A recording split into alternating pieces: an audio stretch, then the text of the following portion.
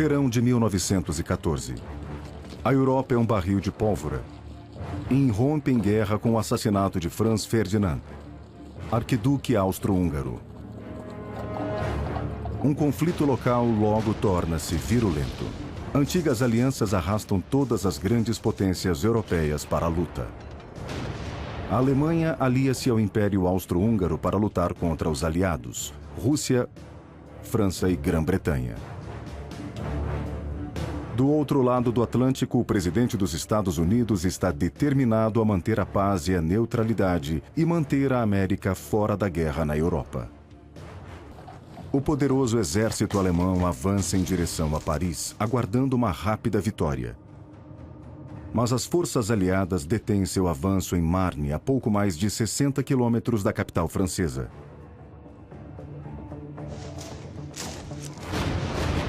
Ambos os lados estão equipados com armas modernas e poderosas, artilharia de disparo rápido, metralhadoras e fuzis carregados com cartuchos. As tropas em campo aberto são alvos fáceis e são prontamente abatidas. Por isso, cavam obtendo abrigo com um elaborado sistema de trincheiras.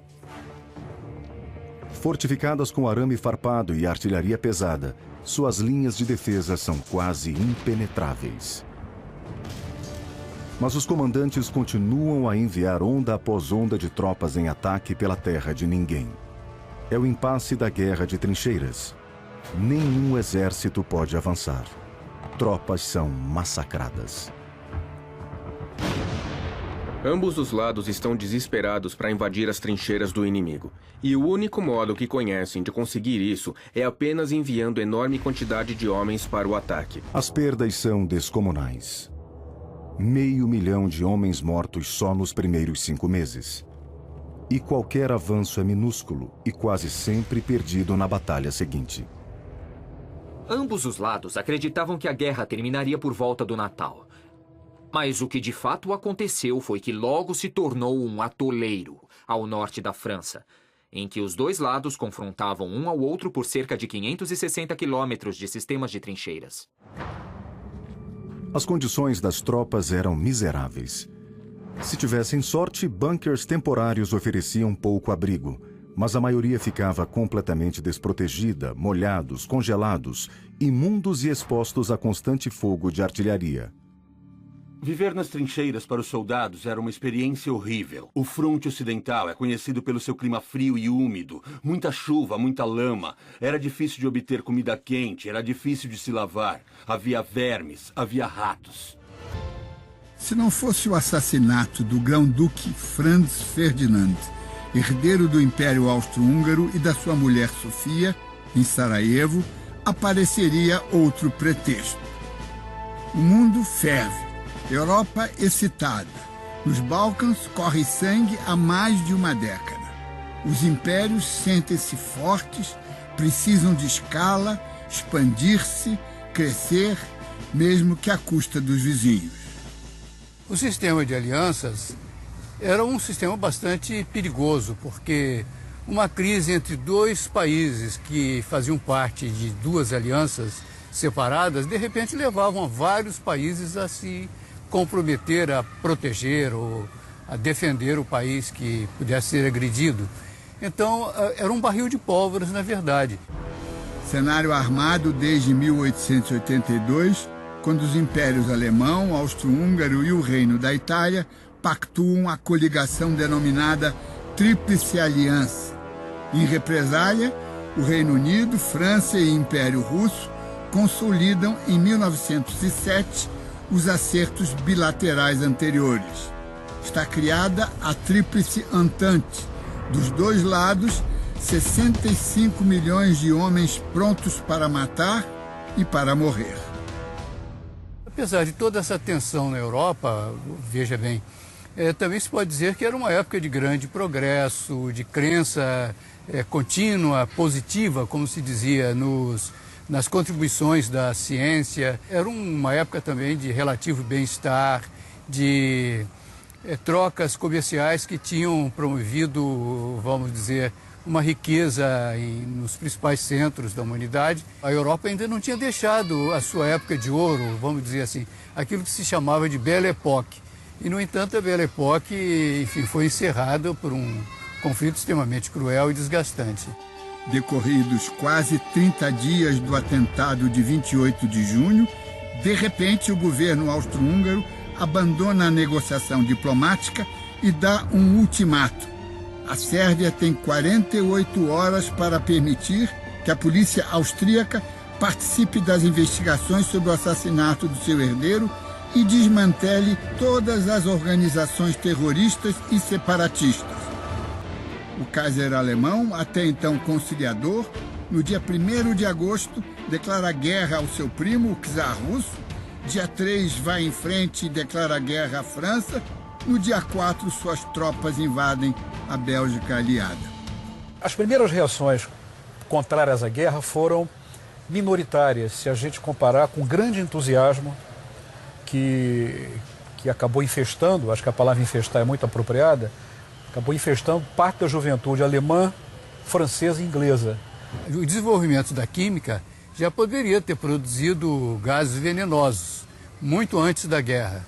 No entanto, só em 1915 os alemães passaram a usá-los.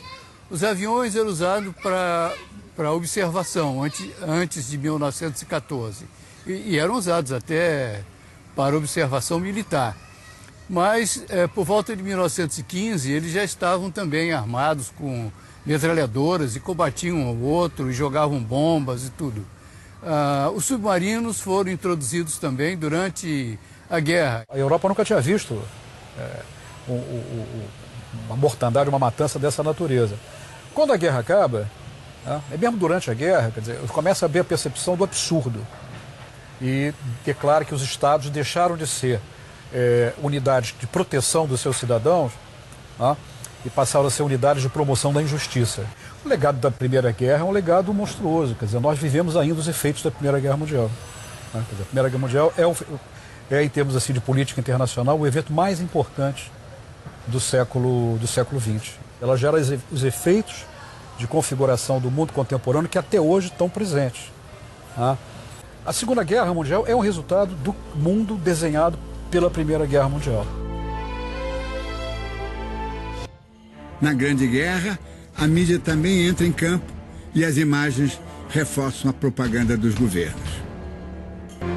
Na efervescente Paris, no início do século XX, a censura afeta diretamente a imprensa.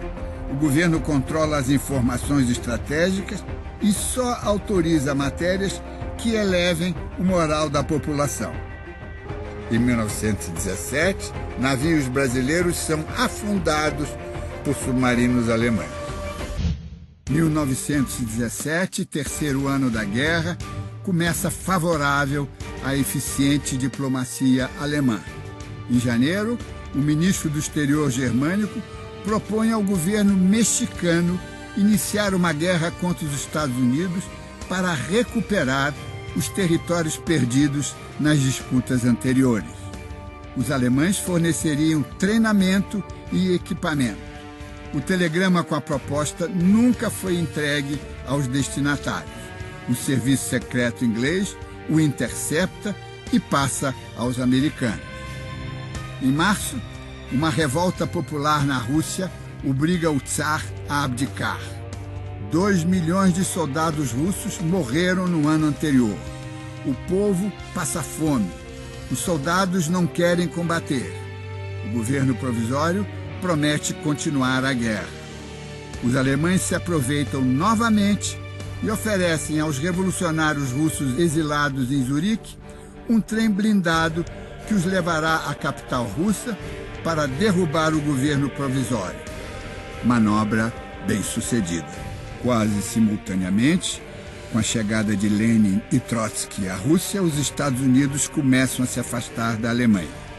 Indignado com os sucessivos afundamentos de navios de passageiros por submarinos alemães, o democrata Wilson declara guerra à Tríplice Aliança. E, em seguida, apresenta seu plano de 14 pontos para ganhar a guerra e garantir a paz. Ganhou a guerra, deixou a paz escapulir. A economia dos países em guerra se transformou profundamente durante o conflito. Entre 20% e 40% da população masculina adulta foram recrutados para servir nas Forças Armadas. Mulheres e crianças compensaram a falta de mão de obra nas fábricas e no campo. As fábricas se dedicavam quase que exclusivamente à produção de armas e equipamentos militares. E as estradas e as ferrovias serviam prioritariamente aos exércitos. 1918. O exército alemão assina a rendição na cidade francesa de Compiègne. Em janeiro de 1919, é realizado um encontro internacional para discutir as condições de paz. As condições impostas para a Alemanha no pós-guerra são duras. A Alemanha fica desarmada e parte do seu território é militarmente ocupada. Além disso, a Alemanha tem de pagar uma pesada indenização pelos custos da guerra e perde todas as suas colônias. A paz acaba modificando o mapa do mundo. A Áustria é dividida. A Hungria se torna um país independente. A Polônia volta a ser independente. A Turquia perde parte do seu território para a França e a Inglaterra. E a Rússia também perde o seu domínio sobre vários países. Em 1919, é criada a Sociedade das Nações, um organismo encarregado de resolver as disputas internacionais e manter a paz mundial. O armistício não trouxe a paz. Os pesados castigos impostos aos vencidos, mesmo que culpados, produziriam fatalmente outra convulsão.